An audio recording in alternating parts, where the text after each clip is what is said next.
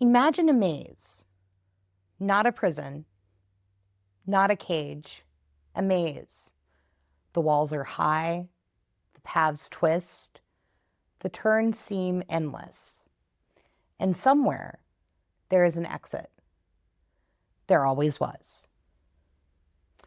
That's what makes labyrinths different from prisons. Prisons remove freedom.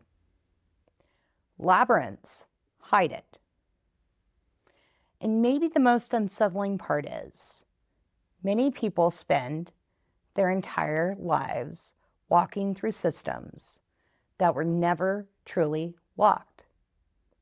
Hi, my name is Steph Fitzgerald, and I'm the Experience Architect. I design how systems shape human experience. And this is Experience Systems, where leadership, psychology, and design converge into living systems. But on Sundays, we step somewhere darker, a little stranger, a little softer, a little more midnight. Less lecture, more candlelight, more stories told too late at night. So welcome to Creatures of the Night. And tonight, we enter the Labyrinth. One of the most famous labyrinths comes from Greek mythology. A structure built to contain the Minotaur, part man, part beast, part consequence. The labyrinth wasn't simply a prison. It was confusion, made physical. A place designed to overwhelm orientation, to remove certainty, to make every direction feel wrong. And when Theseus entered, he didn't survive because he was the strongest.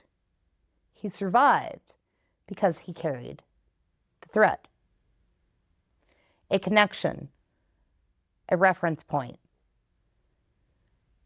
a way home. The monster mattered, but the thread mattered more. Think about where we've been. The banshee warned us. The grunch showed us exile. The grunt showed us exile. The mimic stole our voice. The loveland frog challenged curiosity. The raven mocker fed on fear. The doppelganger distorted identity. The energy vampire drained vitality.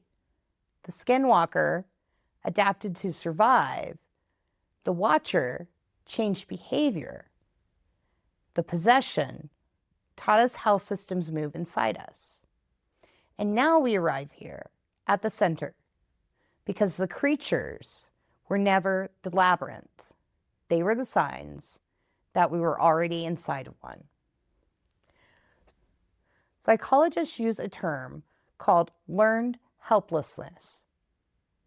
When people encounter enough dead ends, enough failures, enough situations where effort changes nothing, they eventually stop trying, even when conditions improve, even when opportunities appear, even when escape becomes possible, because the belief remains.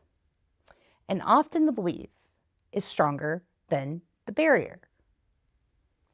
People become trapped not by walls, but by expectations. Most modern labyrinths don't look like labyrinths. They look like career paths, social expectations, bureaucracy, tradition, identity. This is how it's always been done. This is the only option. This is what success looks like. And eventually, people stop exploring. Not because the exit disappeared, because they stopped believing one existed. The most effective labyrinths rarely rely on force, rely on familiarity. The route becomes habit. The habit becomes identity. The identity becomes reality. And eventually, the maze no longer needs walls. People carry it inside themselves. I could never do that. I'm too old. It's too late. People like me don't do things like that. Those aren't walls. They're architecture. Mental architecture. The thread in the story wasn't magic. It was memory. A connection to where Theseus began. And perhaps that's the lesson. When people become lost, they don't always need distractions. Sometimes they need reconnection. The values they had before fear arrived. Curiosity they had before ridicule. The voice they had before the mimic. The identity they had before the doppelganger. The energy they had before the vampire. The thread was always there. The challenge is remembering to follow it. Good leaders don't build labyrinths. They build maps. They create clarity, visibility, understanding. Because confusion creates dependence. And dependence can look like control. But strong systems create capability, not captivity. They help people navigate, not wander. Maybe that's why labyrinth stories survive. Not because people fear being lost, because people fear discovering they've been walking in circles. So maybe the question tonight isn't, where is the exit? Maybe it's, what if the exit has been visible the entire time? What if the thing trapping you isn't the wall, but the belief that the wall cannot be crossed? Because every creature we've encountered pointed toward the same truth. Fear, identity, voice, belonging, control. None of them were the labyrinth. They were breadcrumbs. They were breadcrumbs. Warnings. Clues. And now you've reached the center. The monster isn't here. Only a choice. To keep walking the same path